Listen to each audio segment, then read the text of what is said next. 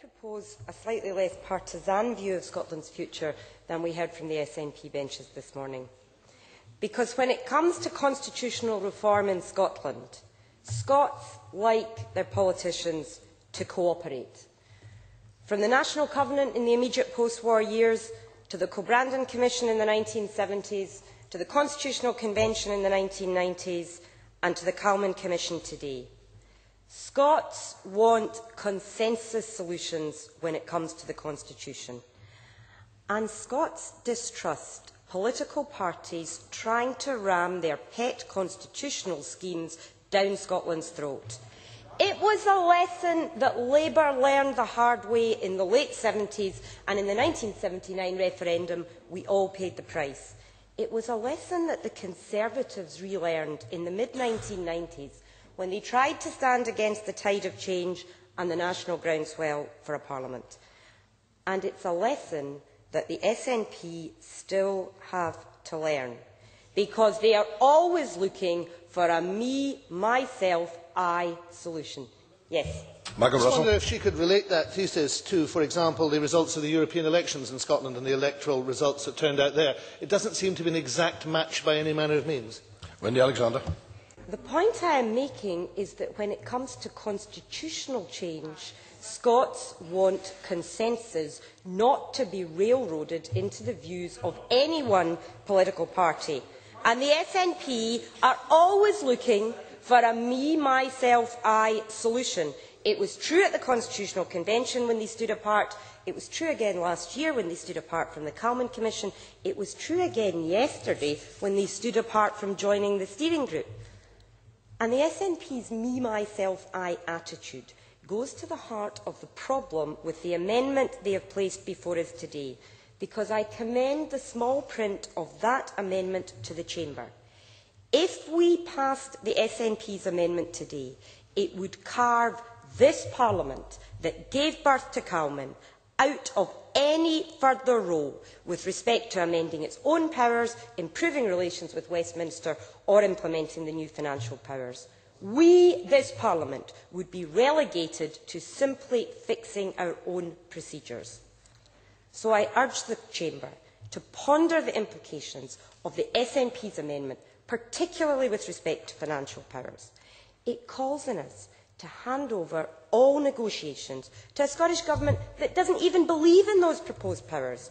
Just today, we've heard from Mike Russell that he believes the Calman financial proposals could make things worse. Well, thanks but no thanks. I don't want those who rubbish the plans to be charged with delivering the most radical shake-up in Scotland's finances for a century. What are they going to be saying to the Whitehall warriors or the Treasury diehards, the officials who fear that Calman is the thin end of the wedge, weakening the Treasury's grip on Whitehall? Look, guys, we don't believe in these plans either. We think they'll make things worse, but we'd like to have them anyway.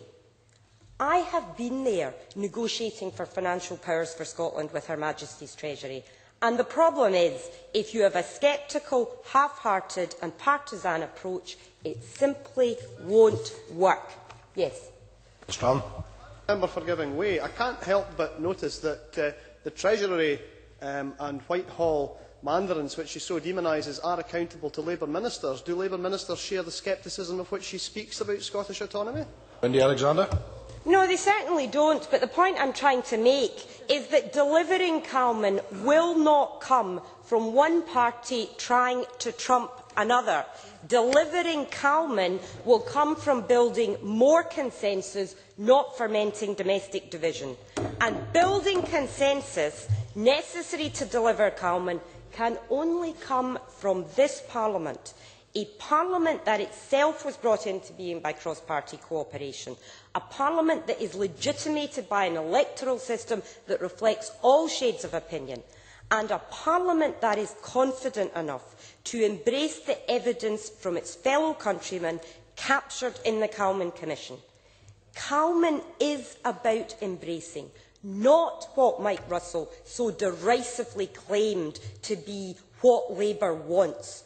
That is a typically calculating insult. It dismisses not only the commissioners of all parties and none, but it turns its face against the expert financial group, which had the finest minds that Scotland could offer dedicated to this problem, and chooses instead of embracing those plans to focus on the single dissenting voice in the expert group.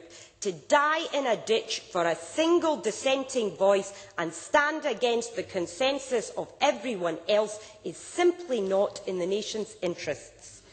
So I do think that if we pass the substantive motion today, Parliament can choose to become Calman's champion. We lay down a marker that this is the place that brought Calman into being. This is the place that will uphold its conclusions. We are the best hope for Calman, and we will fight for that vision. So we cannot pass an amendment today that means this Parliament would be marginalised, pushed sideways and forced out of the debate of realising its own future. We here need to be at the heart of next steps, and we are the key to keeping the cross-party consensual approach alive and delivering what Scotland wants, which is the lesson of constitutional change in this country. Thank you.